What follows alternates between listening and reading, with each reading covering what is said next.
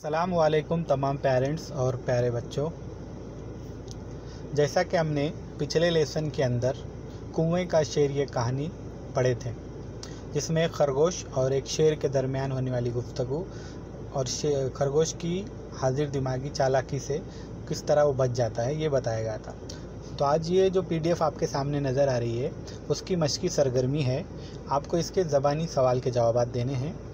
तो आप किस तरह देंगे वो मैं आपको बताता हूँ। आपको नज़र आ रहा होगा ज़बानी सरगर्मी ये वाला।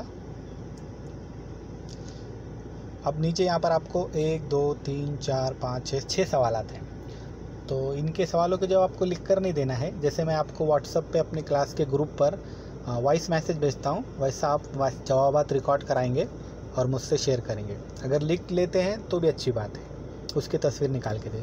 तो मैं आपको पहला सवाल समझाता हूँ। पहला सवाल एक, आप उसके बाद बाकी आपको करना है। पहला है, शेर की आवाज़ कैसी थी? शेर की आवाज़ कैसी थी? तो शेर की आवाज़ थी गरजदार।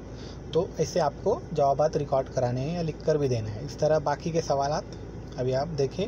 दूसरा है, खरगोश ने डरते डरते शेर को क्या बताया? तो ये आपको वीडियो देखने के बाद समझ में आएगा। और उसके बाद, रोज़ एक जानवर का नाश्ता कौन सा शेर करता था? खरगोश शेर को कहाँ ले गया? शेर को कुएं में क्या दिखाई दिया? और आखिरी जो सवाल है, कुएं से कैसी आवाज़ आई? तो आपको क्या करना है, इन सवालों के जवाब रिकॉर्ड करने हैं या लिख कर दे सकते हैं तो लिख कर देने हैं। इसी तरह ये तो हो गई एक पीडीएफ, और दूसरी भी इसके अंदर एक अमली काम दिया हुआ है। वो कौन सा है आप देखिए, मैं आपको बताता हूँ। अब यहाँ पर आपको नज़र आ रहा होगा, सवाल है देखो, पहचानो और नाम बताओ। ठीक है, ये भी ज़बानी भी हो सकता है, या अगर आप लिख सकते हैं तो लिखिए। हो सकता है इन पीडीएफ का अगर आप प्रिंट निकाल सकते हैं तो प्रिंट निकालिए, बहुत अच्छा होगा। नहीं तो आप मुझे किताब के अंदर भी सफ़ा नंबर 8 और 9 सफ़ा नंबर 9 और 10 पे ये मश्क है, आप उसको कर सकते हैं उर्दू की किताब में। तो अब आपको यहाँ पर आपको क्या नज़र आ रहा है, आपको तस्वीर में दिखाई दे रहा होगा ये किसकी तस्वीर है। तो आपको यहाँ पर लिखना है या और रिकॉर्ड कराकर जवाब भी मुझे आप व्हाट्सएप पे भेज सकते हैं।